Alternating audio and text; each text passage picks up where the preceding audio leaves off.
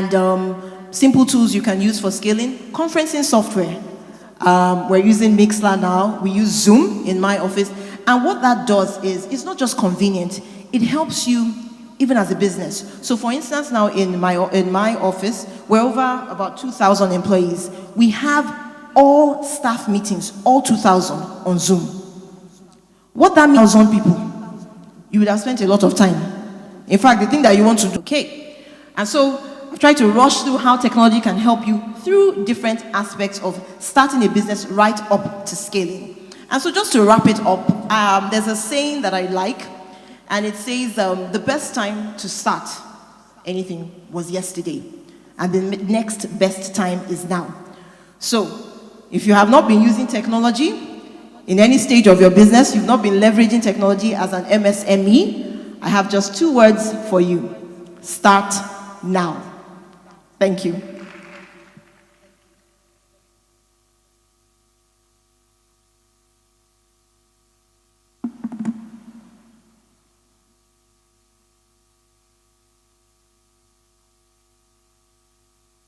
Start now. So before she said, I have 2 words for you, I was already calling myself and I was like, Tommy. That's you she's talking to. Start now. I see a lot of people online saying they have questions and they want to be part of the conference. Yes, you can ask your questions. Please go to www.slido.com and use the event code 6991 and type in your questions, and don't forget to tell us your name. How did Omowale do? A round of applause. Your emojis. If you're on Mixler, I need to see your arts going.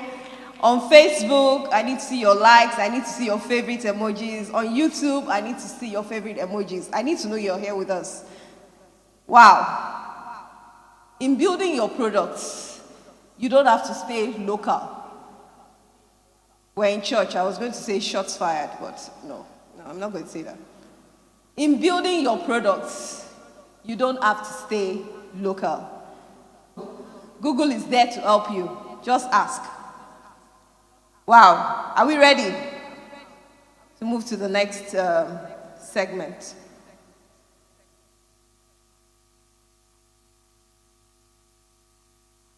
So we're moving to building a supportive network. And that's 12 years of professional experience. She has, during this time, garnered expertise across critical areas such as customer service, relationship management, strategic sales and marketing, treasury management, and compliance, providing strategic oversight on the women banking desk of the bank. She functions in adequate capacity, designing solutions tailored to the needs of the women customer segment, enabling access, planning the launch of the Bloom Network, an initiative designed to groom and optimize leadership capabilities for women across essential business areas, Ability Award for Women Banking. She's driven by a goal to successfully transform access to financial services. Ibuku holds a BA in Linguistics from the University of Lorraine, and she's a certified retail banker from the prestigious. When Ibuku is not goofing around with her boys, the squad, she calls them the squad, and exotic food experiences. She's a lover of kids and has a pet peeve for dogs. Thank you. Please give a round of applause for Mrs. Ibuku. Good afternoon, everybody. Really humbled and extremely honored that you. This man, Mr. Happy, doing what he's doing, or what anything could have happened. It's really sometimes women doing things, doing businesses, trying to build their careers and being out there. So it's really, really important. And being a woman, there's so much to your phase of life. You're the mother, the nurturer, the wife, the lover. You're building a business as well, or maybe you're in corporate service and you're trying to do something. And it takes a whole lot. And in doing that, you're catering to everybody. You're catering to the children, you're catering to the husband, you have to take care of yourself, you have to look good, you have to exercise, and it's a whole lot to juggle. And sometimes if you're not careful, you want to keep going at full throttle. You're going to totally break down. And this is why we need support structures and support networks, because it's okay to delegate, not outsource. It's okay to delegate. It's okay to have people help you out on some things, because big events happen in your life.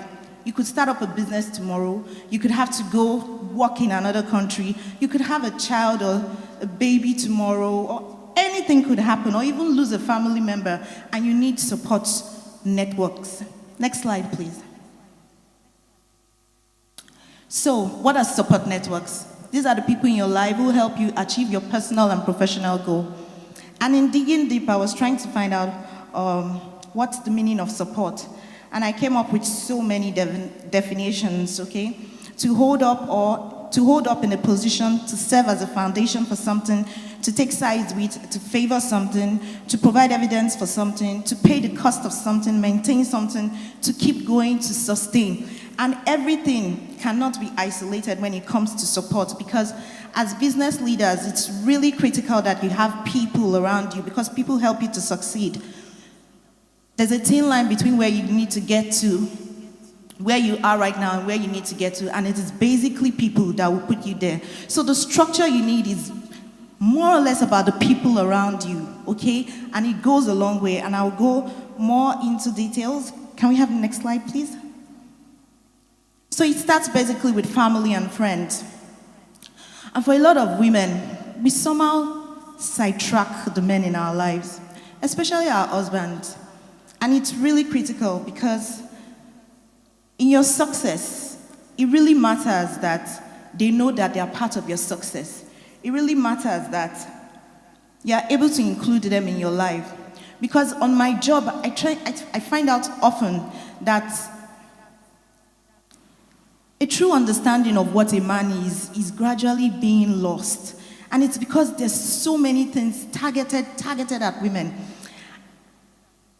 And I realize I'm treading on dangerous grounds here, because I do women banking.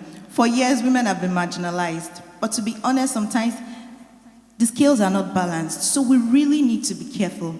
And so it's really important that you involve the men in your lives. It could be your father, it could be your brother, it could be your husband, okay? Bring them in. There are some things that you don't have to do by yourself. There are some things, even on your business, there are some decisions that you may not be able to take on your own. Just bring in the other person. And I practically believe that sometimes when I'm not there, I have to travel. But it's fine. You can do school runs. You can take care of the children. And I have a fantastic nanny. I didn't say I have a perfect nanny. I have a fantastic nanny, meaning she has flaws too, but she's a really good woman, good at heart. And I look at those flaws. Can it be overlooked? Yes? No? Okay. If I overlook it, does it undermine the values of my children or undermine the safety of the children? Yes? No? Okay. Do I need to address it immediately? How do I address it? She's older than me. Yes, she works for me, but I don't treat her in a demeaning manner. And I dare say that a lot of us women do that to our nannies, the very ones we're going to leave the children with. And then you hear all sorts of ugly stories. It starts from the core of your being. Who are you? What do you see humanity and people as? And let me tell you, being a nanny is a dignified profession. Okay, go do your research. Being a driver is a dignified profession. Back in the days during the colonization days, a lot of the aristocrats in England had nannies, governors, au pairs to watch over their children. And these women would spend their lives instilling values in those children. And it's just sad that our nanny industry is really highly unregulated. The potentials are so much. And I really applaud people like Ike Carella and baby lounge for some of the things they are doing. Because it matters a lot when you think about where to put your children and who's going to stay with those children. And it tells a lot on how productive you're going to be too. So please, I implore us all, regardless of who you talk to, regardless of where they come from, regardless of what they do, regardless of what they earn. My driver has been with my family for almost 14 years. He would rather not work with anybody else. Why? I treat him well. It doesn't mean I'm weak. Empathize, but be firm. Have your lines. Don't let people cross the boundaries, but let them know you genuinely care for them and you're out for their welfare. Professional bodies, from ICANN to, Cisco to so many other things. Professional bodies, it's so important for us to be able to get into some of these spaces. And as entrepreneurs, a lot of these are coming they're coming up. The places where you could go and learn about business. And some of them are really self-funded. Grant opportunities, global opportunities, and they're all over the place. It's just who you're talking to or who is giving you information. But then, there's some form of support you get from these people. If you're looking for a job or you're looking for a contract, and you have this kind of, certification, it's a common ground for someone. He looks at the person and like, oh, when they were reading out my profile and they said linguistics, Tony looked at me, I was like, oh, you studied linguistics. It was a common ground. And everybody looks for common ground. And these are some of the support structures we're not taking advantage of. Associations and group, old school associations, work networks, alumni, they're really key. I went to 2 secondary schools, so I have 2 alumni groups. And I try to be loyal to both.